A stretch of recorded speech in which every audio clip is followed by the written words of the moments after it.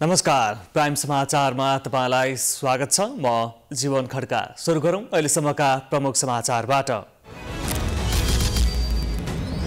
लगातार परेको वर्षा र हिमपातले देशभरको जनजीवन प्रभावित। आज दिउँसोबाट मौसममा सुधार आउने जानकारी।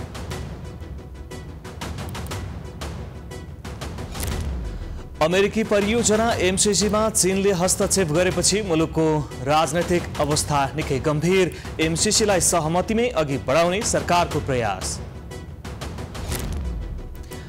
राष्ट्रपति निर्वाचनमा बाइडेनको जितलाई रोक्न खोज्ने ट्रम्पको प्रयास। नाजायज भएको पूर्व उपराष्ट्रपति माइक पेन्सको भनाई। ट्रम्पले गलत कदम चालेको टिप्पणी। विश्वभर कोरोना भाइरसको संक्रमण पुष्टि हुनेको संख्या 39 करोड नाग्यो। पछिल्लो 24 घण्टामा मात्रै 27,31,000 संक्रमित थपिए। र अमेरिका लगायतका मुलुकको कूटनैतिक बहिष्कारका बीच बेजिङ विन्टर ओलम्पिक सुरु। विभिन्न 90 देशका 3000 खेलाडी सहभागी।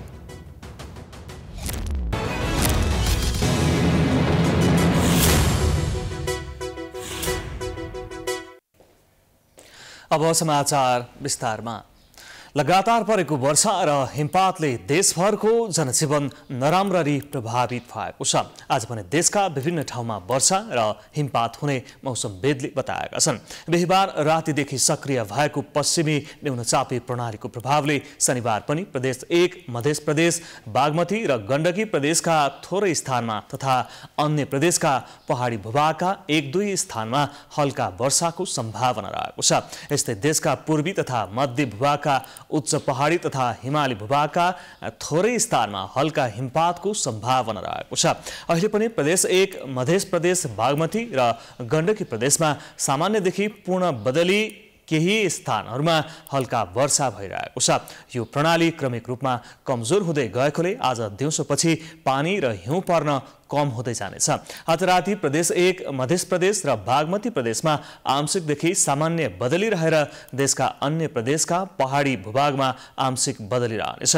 तराईका भूभागमा मौसम सामान्यतया सफा रहनेछ। यस्तै आइतबार दिउँसो देशभर आंशिक बदलीदेखि मौसम सामान्यतया सफा रहनेछ भने राति प्रदेश 1 र बागमती प्रदेशमा आंशिकदेखि सामान्य बदली भएर देशका बाँकी भूभागमा मौसम आंशिकदेखि बदली मौसम सामान्यतया सफा रहनेछ। एमसीसीका कारण नेपाली राजनीति तीव्र ध्रुवीकरणतर्फ लागेको छ। चीनले एमसीसीको विषयमा प्रत्यक्ष चासो राखेपछि नेपाली राजनीति ध्रुवीकरणतर्फ अघि बढेको हो। एक रिपोर्ट। विश्वका 50 भन्दा बढी मुलुकमा लागू भएको एमसीसी परियोजना अधिकांश देशमा असफल बनेका छन्। उता 2007 देखि कार्यान्वयनमा आएको अमेरिकी सहयोग कार्यक्रम मिलेनियम च्यालेन्ज कर्पोरेसन एमसीसी सम्झौतामा पनि नेपालले 5 वर्ष अघि हस्ताक्षर गरिसकेको छ। यो परियोजना अमेरिकी सैन्य रणनीतिको अंग रहेको र असफल भएको कतै प्रमाणित भएको छैन। बीआरआई चिनिया ऋण परियोजना हो भने एमसीसी विशुद्ध अनुदान सहयोग हो। एमसीसी प्रति सत्तारूढ नेपाली कांग्रेसले कुनै शंका देखाएको छैन। यदि चीनले त्यसरी अमेरिकालाई रोक्न खोजेको हो भने त्यो चीनको हितमा समेत नभएको नेपाली कांग्रेसका नेता रामशरण महत बताउँछन्। चीन पनि यसको खिलाफमा छ भनेर चाहिँ धेरै सुनिएको छ। मैले चाहिँ अब मलाई आफूलाई जानकारी चाहिँ नि उनीहरूबाट प्राप्त भएको छैन। यदि चर्चा भएको छ भने त्यो चर्चा भएको हो भने चाहिँ नि त्यो गलत हो। उनीहरूले चाहिँ नि यसको खिलाफमा जानुपर्ने जरुरी छँदै छैन। अमेरिकाले चाहिँ नि यो नीतिको खिलाफमा चाहिँ छैन। अमेरिका र चीनको सम्बन्ध त्यति राम्रो छैन भने अरू कारणले हो, तर चाहिँ नि एमसीसी को कारण चाहिँ नि होइन।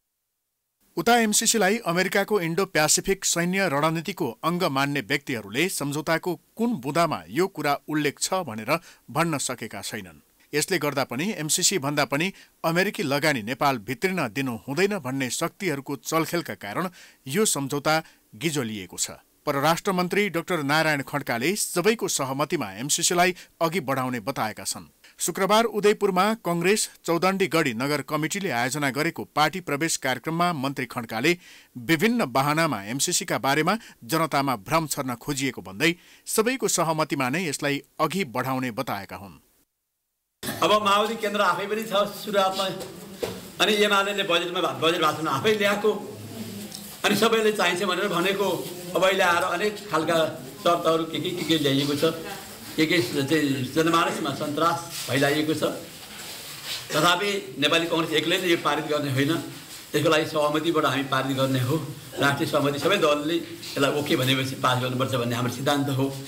सत्तारूढ गठबन्धनभित्रका दलहरू नेकपा माओवादी केन्द्र र एकीकृत समाजवादीका अध्यक्षहरूलाई प्रधानमन्त्री शेरबहादुर देउवाले चित्त नबुझेका बुँदाहरू सुझाउन आग्रह गरिसकेका छन्। तर माओवादी केन्द्रका अध्यक्ष पुष्पकमल दाहाल र एकीकृत समाजवादीका अध्यक्ष माधव कुमार नेपालले अहिलेसम्म प्रधानमन्त्रीलाई चित्त नबुझेका बुँदाहरू स्पष्ट पार्न सकेका छैनन्।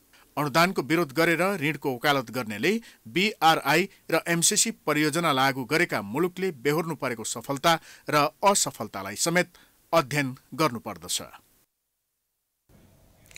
आगामी जेठ 4 गते स्थानीय तहको निर्वाचन गर्न सरकार प्रतिबद्ध देखिए पनि औपचारिक रूपमा मिति तोक्न भने सरकारले अलमल गरिरहेको छ। अलमलको खास कारण MCC को विषयमा सत्ता साझेदार 5 दलभित्र सहमति नजुटेर हो। एक रिपोर्ट।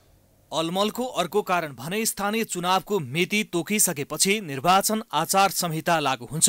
त्यसपछि राजनीतिक नियुक्ति, कर्मचारीको सरुवा बढुवा र मन्त्री परिषद विस्तारको काम रोकिने भएकोले यी सबै काम सकेर मात्रै सरकार स्थानीय चुनावको मिति तोक्ने तयारीमा छ।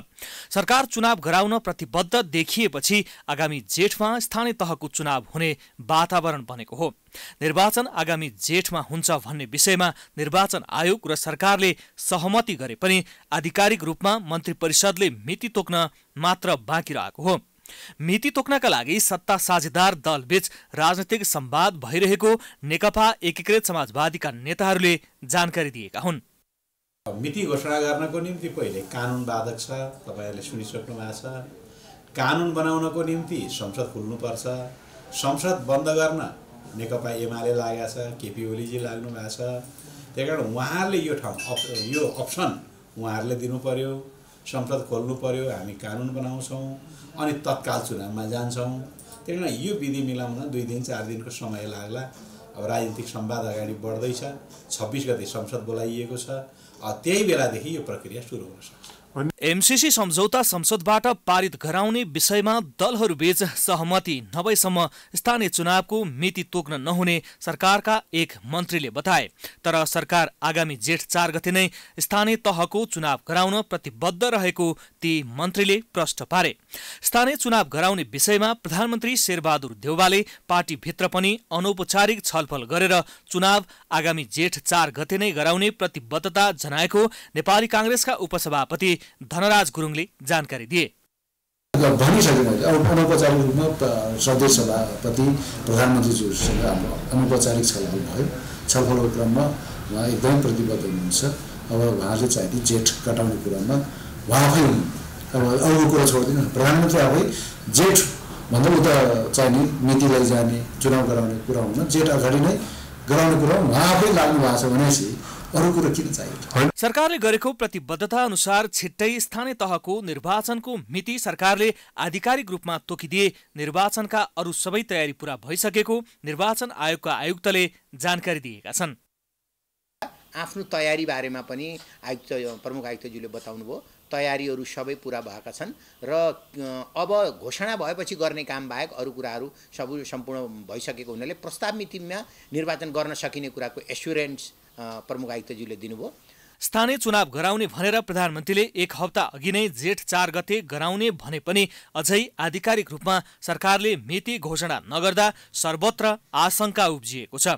त्यसैले आशंकालाई निराकरण गर्न पनि सरकारले यथाशीघ्र स्थानीय चुनावको मिति तोक्न आवश्यक देखिएको छ। प्राइम टाइम्स एचडीका लागि हरिशरण तिमिलसिनाको रिपोर्ट। समाचारको सिलसिला जारी छ। हामी विश्रामपछि आउँछौँ।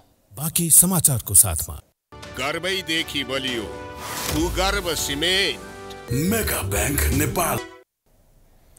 विश्रामपछि पुनः स्वागत छ। अब बाँकी समाचार। नेपालमा क्यान्सरका रोगीलाई उचित उपचारको व्यवस्था नहुँदा मृत्यु हुनेको संख्या घट्न सकेको छैन। क्यान्सर पहिचान भएकाहरू समेत सहज उपचार नपाउँदा समस्यामा परेका छन्। एक रिपोर्ट। अध्ययनहरूका अनुसार क्यान्सरका कारण ज्यान गुमाउने मध्ये 22% सुर्तीजन्य पदार्थ सेवनका कारणले हुने गरेको पाइन्छ। नेपालमा फोक्सो, आन्द्रा, पेट, स्तन, पाठेघरको मुख र डिम्बाशयको क्यान्सरका बिरामीहरू धेरै छन्। उनीहरू जटिल अवस्थामा मात्रै उपचार गराउन आउने गरेका छन्। घाँटीका बिरामीहरू धेरै जसो स्टेज 4 मा 3 मा आउँछन्, छिटो चाहिँ आइपुग्दैनन्। छिटो आइपुग्ने बिरामीहरू चाहिँ कस्ता छन् भने सहरी ठाउँमा बस्ने बिरामीहरू, ब्रेस्ट क्यान्सरको सानो गाँठो केही भयो भने आउने, तिनीहरू चाहिँ काठमाडौँका बिरामीहरू हुन्छन् धेरै जसो। बाहिरबाट आउने बिरामीहरू त एकदम स्टेज 3, 4 नै गरेर आउँछन् र आउँदाखेरि उनीहरूसँग उपचार गर्ने पैसा पनि अब यत्रो पैसा लाग्छ भने जस्तो हुन्छ। सरकारले हाम्रो 1 लाख रुपियाँ त सहयोग दिन्छ, तर कति उपचारहरू 1 लाख रुपियाँले पुग्दैन के। निम्न आय भएका परिवार तथा दुर्गम क्षेत्रका नागरिकमा ढिला रोग पहिचान हुने तथा अधिकांशले रोग लुकाएर बस्ने गरेको कारण वर्षौनी हजारौं मानिसको मृत्यु हुने गरेको छ। यता अस्पतालमा पुगेका बिरामीहरूले समेत उपचार सेवा अत्यन्त महँगो भएका कारण उपचार गराउन निकै कठिन हुने गरेको बताउँछन्। उपचार मात्रै नभई औषधि समेत महँगो भएको गुनासो उनीहरूको छ।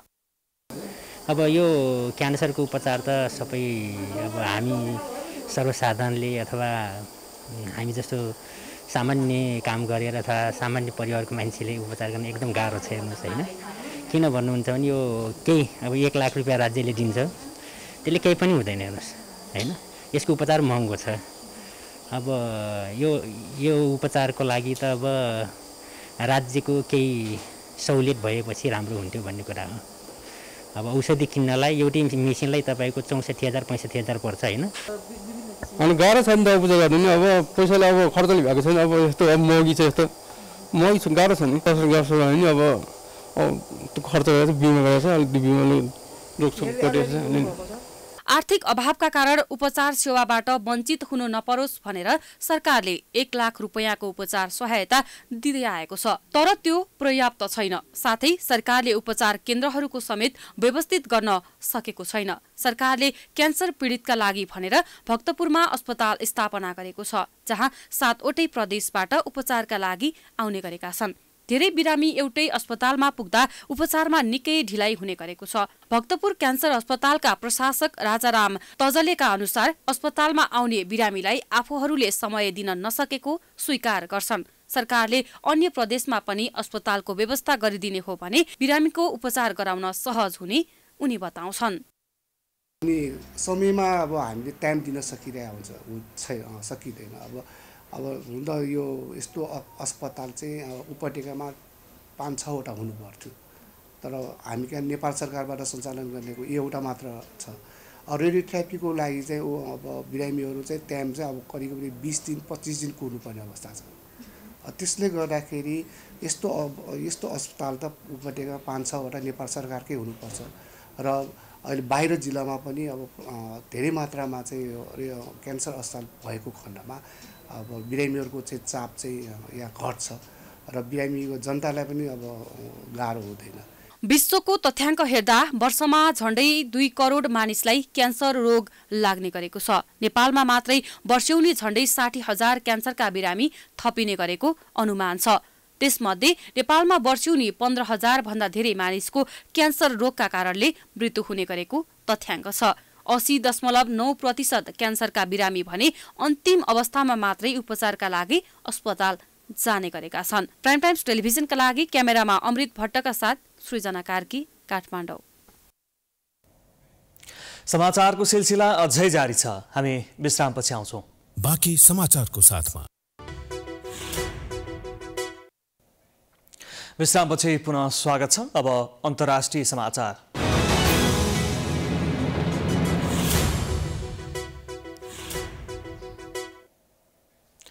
पूर्व अमेरिकी उपराष्ट्रपति माइक पेन्सले राष्ट्रपति निर्वाचनमा बाइडेनको जितलाई रोक्न खोज्ने ट्रम्पको प्रयासलाई नाजायज भनेका छन्। गत वर्ष जो बाइडेनलाई राष्ट्रपति बन्न रोक्न ट्रम्पले गरेको प्रयास निरर्थक भएको बताउँदै उनले कुनै पनि हालतमा बाइडेनलाई रोक्न सक्ने स्थिति नभएको उल्लेख गरेका छन्।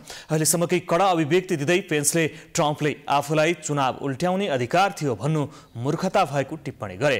ट्रम्पकै रिपब्लिकन पार्टीले क्यापिटल दंगाको अनुसन्धानका लागि आफ्ना 2 शीर्ष सांसदहरूप्रति निन्दा समेत गरेको उनले जानकारी दिए। गत वर्ष जनवरी 6 मा राष्ट्रपति बाइडेनको चुनाव जितेको पुष्टि गर्न सांसदहरूले भेला हुँदा भिडले क्यापिटलमा आक्रमण गरेको थियो। दंगाको क्रममा 4 व्यक्तिको मृत्यु भएको थियो। विश्वभर कोरोना भाइरसको संक्रमण पुष्टि हुनेको संख्या 39 करोड भन्दा धेरै भएको छ। पछिल्लो 24 घण्टामा 27,31,000 नयाँ संक्रमित थपिएका छन्। यसअघि विश्वभर कोरोना पुष्टि हुनेको संख्या 39 करोड 10,79,283 पुगेको छ, जसमध्ये 31 करोड 83,896 जना भने निको भएका छन्। पछिल्लो 24 घण्टामा मात्रै 22,94,971 जना संक्रमण मुक्त भएका छन्। यस्तै गत 24 घण्टामा 9,910 संक्रमितको भने मृत्यु भएको छ। यसअघि कोरोनाले ज्यान गुमाउनेको संख्या 57,41,513 पुगेको छ। अझै पनि विश्वभर 7 करोड 52 लाख सक्रिय संक्रमित रहेकोमा 90,000 को अवस्था जटिल रहेको र बाँकीको अवस्था सामान्य रहेको छ। अब खेलकुद समाचार।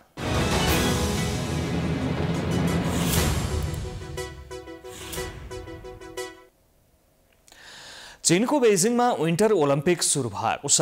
भव्य उद्घाटन सहित ओलम्पिक सुरु भएको हो। चीनिया राष्ट्रपति सी जिनपिङले बेजिङ स्थित न्याओछाओ स्टेडियममा ओलम्पिकको उद्घाटन गरेका हुन्। विश्वव्यापी महामारीको रूपमा फैलिएको कोभिडसँग सम्बन्धित प्रतिबन्ध र कूटनीतिक बहिष्कारका बीच ओलम्पिक सुरु भएको हो। महामारीको समय भएको भन्दै यो प्रतियोगितामा अमेरिका, भारत सहित केही देशले असन्तुष्टि राखेका छन्। उनीहरूले असन्तुष्टि राख्दै उद्घाटन समारोहलाई कूटनीतिक बहिष्कार गरेका छन्। ओलम्पिकमा 90 देशबाट 15 खेलका लागि करिब 3000 खेलाडी सहभागी भएका छन्।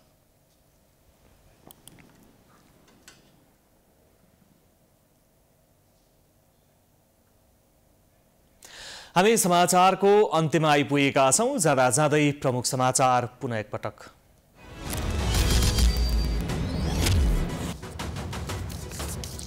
लगातार परेको वर्षा र हिमपातले देशको जनजीवन प्रभावित। आज दिउँसोबाट मौसममा सुधार आउने जानकारी। अमेरिकी परियोजना एमसीसीमा चीनले हस्तक्षेप गरेपछि मुलुकको राजनैतिक अवस्था निकै गम्भीर। एमसीसीलाई सहमतिमै अघि बढाउने सरकारको प्रयास। राष्ट्रपति निर्वाचनमा बाइडेनको जितलाई रोक्न खोज्ने ट्रम्पको प्रयास नाजायज भएको पूर्व उपराष्ट्रपति माइक पेन्सको भनाई। ट्रम्पले गलत कदम चालेको टिप्पणी। विश्वभर कोरोना भाइरसको संक्रमण पुष्टि हुनेको संख्या 39 करोड नाघ्यो। पछिल्लो 24 घण्टामा मात्रै 27,31,000 संक्रमित थपिए। र अमेरिका लगायतका मुलुकको कूटनीतिक बहिष्कारका बीच बेजिङ विन्टर ओलम्पिक सुरु। विभिन्न 90 देशका 3000 खेलाडी सहभागी।